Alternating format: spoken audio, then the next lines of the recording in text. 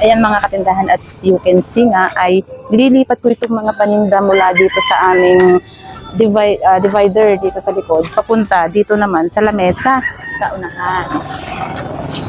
So, ito nga yung lamesa na pinapakita ko sa inyo madalas na biniwelding ng mister ko, yung pinapagawa ko sa kanya. Kasi nga, ito yung plano kong gawin ngayong magpapasukan. Di ba nakaka-excite talaga mga katindahan? Kayo ba? Na-excite ba kayo dahil magpapasukan na? Di ba? So, dapat lang kasi yan na yung daan tayo ulit makakabawi-bawi ng bentahan.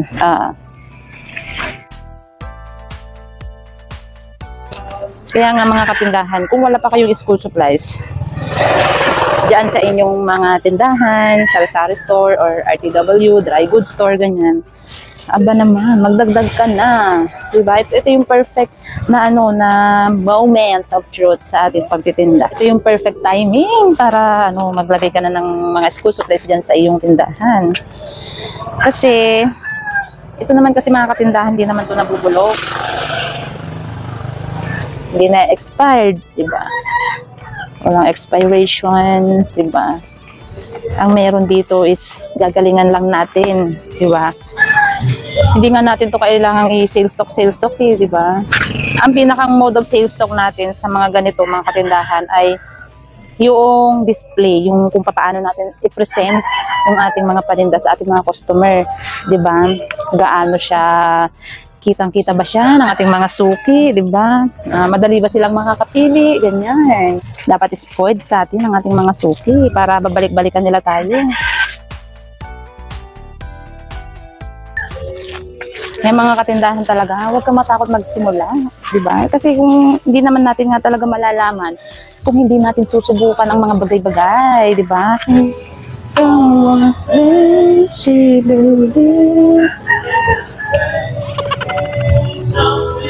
Never know before. Oh, she with me, and I know that I'll be open up. Oh,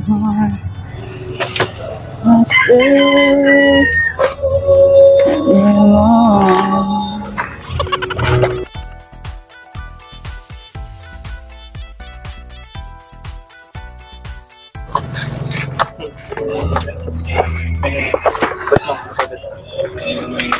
may space yan.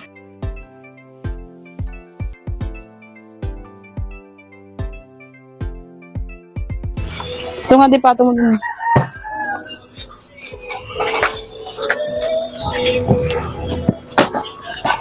Pato mo dito pala sa camera, no? Sige, ano mo yan? Mabigat ay natukod. Pero hindi mag-ano yan. Hindi. Ilamig ka. Ano pa nila? Hindi. Ano yan? May nakaiwan yan. Aray. Ayan. Ay, kinikinita mo na ba?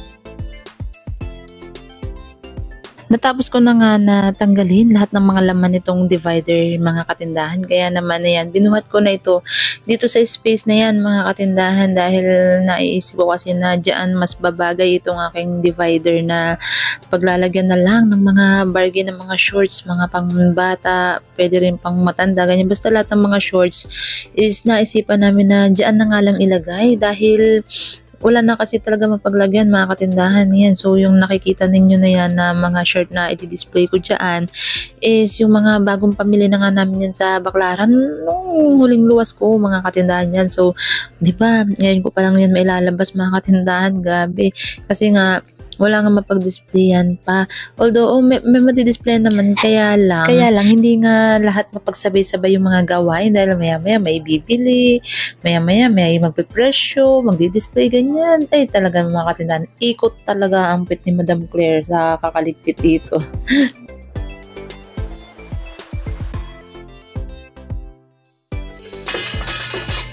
Ito naman nga yung pangalawang divider, mga katindahan. Bali, natanggal ko na nga lahat ng mga school supplies na kailangan kong tanggalin diyan sa mga divider na yan. Kaya naman, naililipat ko na sila dito sa area na ito kasi yung mga abubot na mga walang mapaglagyan is dito ko talaga ilalagay, like yung mga bargain, ganyan. Dahil yan talaga yung marami mga katindahan, yung mga bargain. Tapos, basta mas mapapagsama-sama kasi natin dito. Pero ito naman is for the meantime lang naman yan, mga katindahan. So, mag-iisip pa rin tayo ng kung ano ba yung magiging mas accurate pa talaga na pagdi-display dyan sa area na yan. Dahil, ang dami natin mga damit na kailangang i-display, diba? So, hindi natin sure kung ito na ba talaga yung final.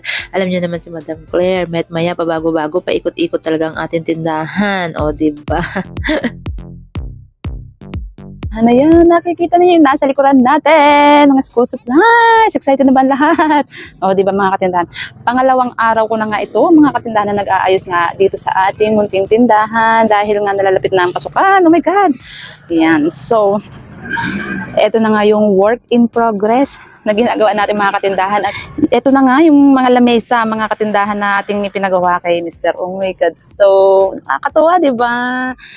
Bali, ano ito eh. Bali yung nagawa niya is, 1, 2, 3, 4. Tapos sa labas ay 5, 6. Bali, 6 na mga katindahan. Tapos kasi magkakaiba kasi ng size. So, 6. Pang-8 sana yung dalawa. Kaya lang, sabi ko kay Mr. ko is, mababa lang para hindi masyadong sagad-sagad hanggang dito sa dibdib ng customer. Tingnan niyo yung mga baonan. Ayan o, diba? So, masyadong mataas. Kaya naman, nagpagawa nga ako nung itong mga lamesa na to, mabababa na yan. So, hanggang ano lang yan. So, baka mga hanggang dito lang ng customer yung ating mga paninda. So, mas makakapili ng maayos. Napakarami nga namin gagawing pagbabago dito sa tindahan kasi pagpasok ng customer, maninibago na naman sila dahil nga, yan, meron na tayong, di ba, mga school supplies natin, buhay na naman. Yan yung sinasabi ko sa inyo, mga katindahan na depende sa okasyon, depende sa kung ano ba yung season na paparating, di ba? O tignan nyo, nagtag-init na, nagtaglamig, nagtaglagas, nagtagsibol. Di ba? Iba-iba mga katindahan. So sasabayan natin yan, di ba? Kung ano yung binibigay sa atin ng kalikasan, kung ano yung binibigay sa atin ng nature, diba? Sabayan natin yan. O, kagaya nga magpapasok, oh my God, bida na naman ang ating mga school supplies. Tapos ng mga katindahan, ano ang sunod pagkatapos ng pasukan, diba? O, maya-maya, karoon ng Teachers Month, o, diba? Basta maraming mga kaganapan ang mangyayari sa araw-araw, kaya sabayan natin yan, diba? Syempre, mga katindahan, hindi nga ba at maya-maya, alam naman natin na ang paratingin ay bare months, maya-maya, Pasko na naman, bagong taon na naman, diba? So, pagka ganon, ikot-ikot na naman yung ating display. So, remove na ulit natin yung nasa gitna na yan, remove na naman natin yung school supplies. Ganun talaga ang buhay, manininda. Never-ending process, kumbaga, diba? O, diba, sabi ko sa inyo, hindi tayo nag-i-stick dun sa isa lang, hindi tayo mag-i-stick dun sa pag damit lang, pag chineres lang, no! Diba? Kasi nga yan ang sikreto kung bakit nga mabilis tayo nakakapagpalago ng ating hanap buhay.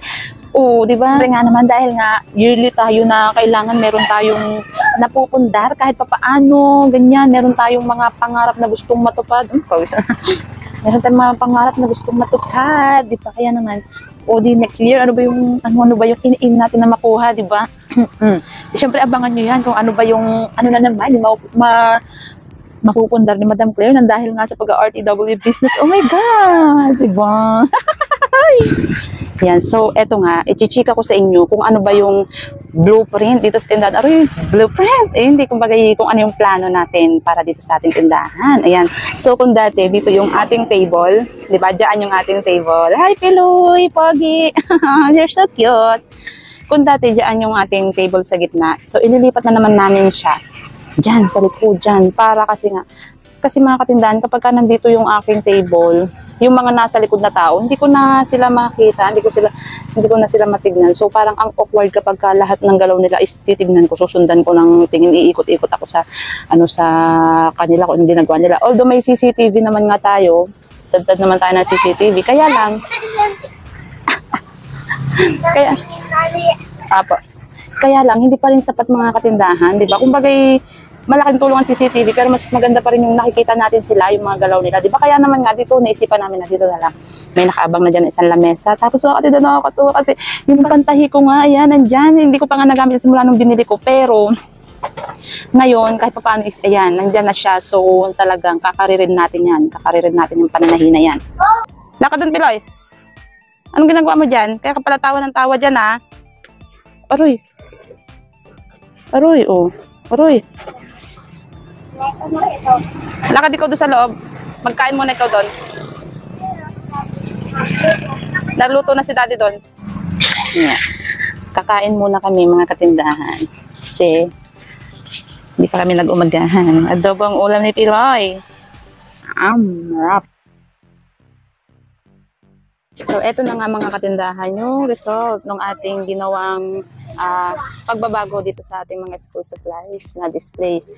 Ayan. So, marami pa dyan mga katindahan yung hindi pa nga natin na-display or hindi pa natin masyadong naaayos. Pero, ayan, kahit paano nasimulan na natin yan. Medyo magulo pa nga lang mga katindahan itong ating display kasi nga babago pa lang naman tayo dito na nag-aayos nitong ating display yan ng mga school supplies. Pero ayan nga mga katindahan, kita ninyo, yan yung ating mga school supplies, pinagsama-sama muna natin. Pasensya mga katindahan, maingay dito sa amin dahil may nasirang ang tubo ng tubig, kaya ang ingay, may nag-grinder ba yan?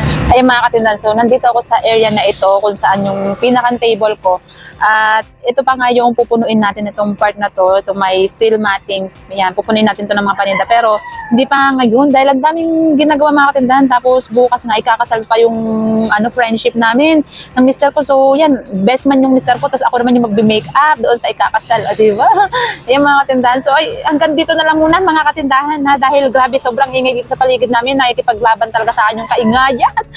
Ayan mga katindahan, hanggang dito na lang muna. Maraming salamat sa inyong palaging panonood and happy selling! Bye! Happy!